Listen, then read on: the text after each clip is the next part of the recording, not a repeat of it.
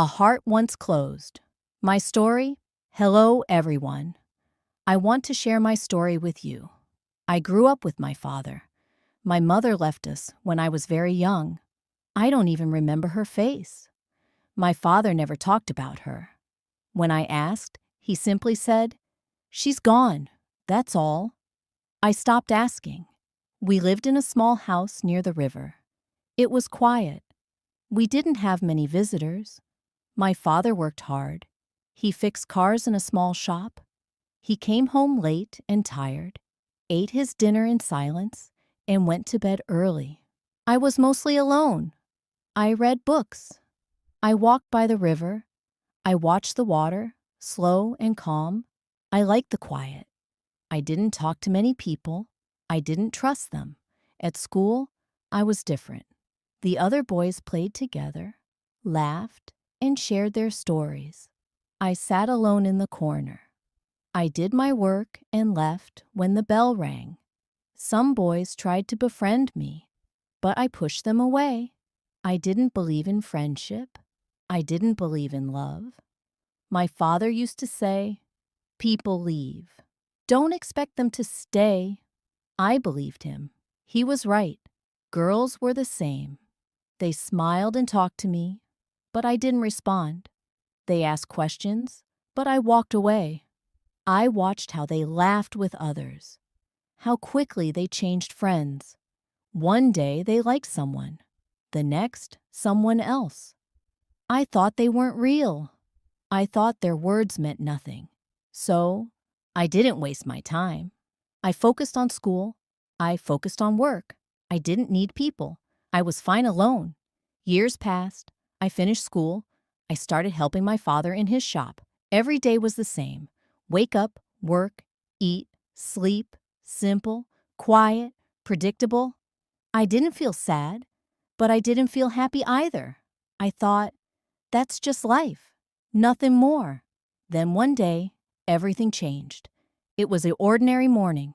I had breakfast and went to the shop. My father was already working on a car. He didn't say much. He never did. I picked up my tools and got to work. The air smelled of oil and metal. The sound of engines and hammers filled the space. This was my life. This was what I knew. Then she walked in. A girl. She looked around, then stepped closer. She had a problem with her car. I didn't look at her face. I didn't care. I just wiped my hands and asked, "What's wrong?" She explained, but I barely listened. I just wanted to fix the car and get back to work. She thanked me. I didn't reply. I thought she would leave, but she didn't. She stood there, looking around. "Do you like working here?" she asked. I didn't answer. I didn't like small talk. "You're very quiet," she said with a soft smile. I stayed silent. She laughed. A soft, warm laugh.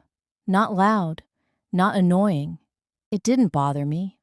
I handed her the keys once I was done. She thanked me again and left. I thought that was the end of it. But the next day, she came back. No car trouble this time. She just stood at the door. I ignored her. She walked closer. "Can I watch?" she asked. I frowned. "Watch what?" "You work," she said. I shook my head, but she didn't leave. She smiled. "Okay, I'll wait outside." And she did, every day. Sometimes she asked questions. Sometimes she just sat outside, quietly watching. My father noticed. "She's different," he said. I didn't reply. I didn't want to talk about her. But I thought about her, more than I wanted to. One evening, I saw her by the river, sitting on a rock, watching the water. I walked past, but she turned and smiled. "Do you like the river?" she asked. I stopped. No one had ever asked me that before. I nodded. She didn't say anything else. She just sat there, quiet, like me. It felt strange. I told myself she would leave, like everyone else, but she didn't.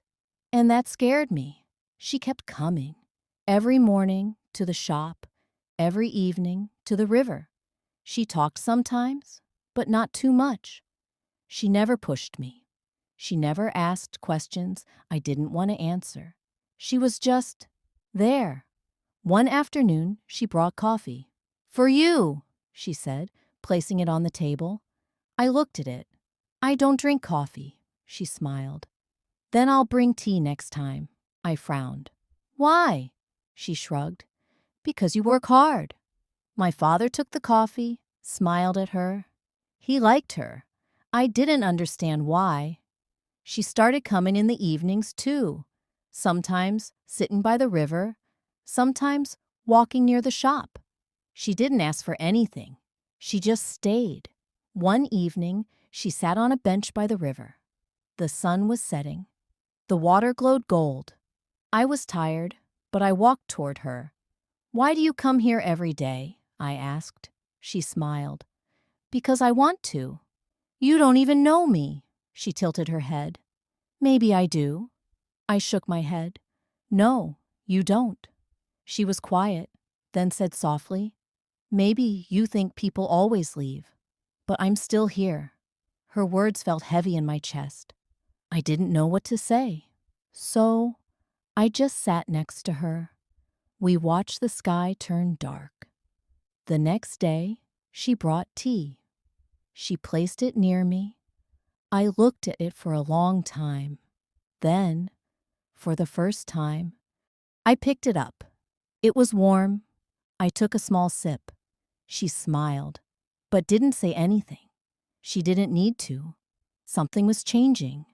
I didn't feel alone anymore. She became part of my days, and when she wasn't there, I noticed. I missed her without realizing it. One day, she came late. I kept glancing at the door, pretending I didn't care. But I did. Hours passed. She didn't come. I told myself maybe she got bored. Maybe she was gone, like everyone else. But in the evening, she appeared. "Sorry," she said. "I had something to do." I didn't ask what. I just nodded.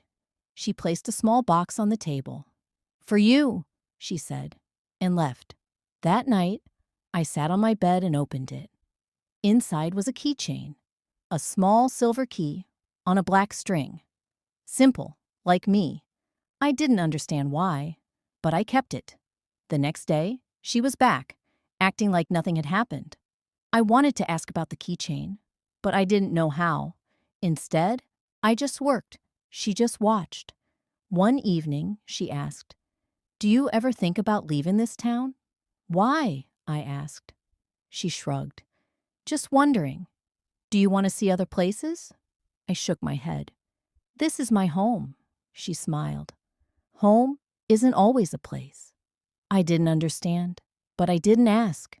Time passed, and something inside me kept changing. I listened when she spoke. I drank the tea. I waited for her. Then one rainy day, the shop was quiet. No customers. My father went home early. I sat alone, listening to the rain. She won't come today, I thought. No one walks in the rain. But she did. Soaked, standing at the door, smiling. "You're still here," she said. "You're wet," I said. She laughed. "Yes, I know." I brought her a towel. She dried her face and sat near me. She didn't talk, just listened to the rain. Then she asked, "Do you ever feel lonely?" I didn't answer. I had never thought about it. "No," I said finally. "I don't need people." She looked at me. "But you let me stay." I opened my mouth, but I had no words. She was right. I never pushed her away. The shop felt warmer with her inside, though the rain was cold. For the first time, silence didn't feel empty. It felt full of something I couldn't name. I started noticing small things. Her soft laugh when she was nervous. How she looked at the sky when thinking. How she sat in the same spot by the river, as if it belonged to her. One evening, she was quiet. "What's wrong?" I asked. She sighed. "Nothing, just thinking." Then after a pause, she said, "If I leave one day, will you miss me?" I froze. I wanted to say no. I wanted to say I didn't care, but I said nothing. She smiled, but it was different this time. It was sad. "It's okay," she whispered. "I already know the answer." That night, I couldn't sleep. Her words echoed in my mind, and for the first time in my life, I asked myself, what if I don't want her to leave?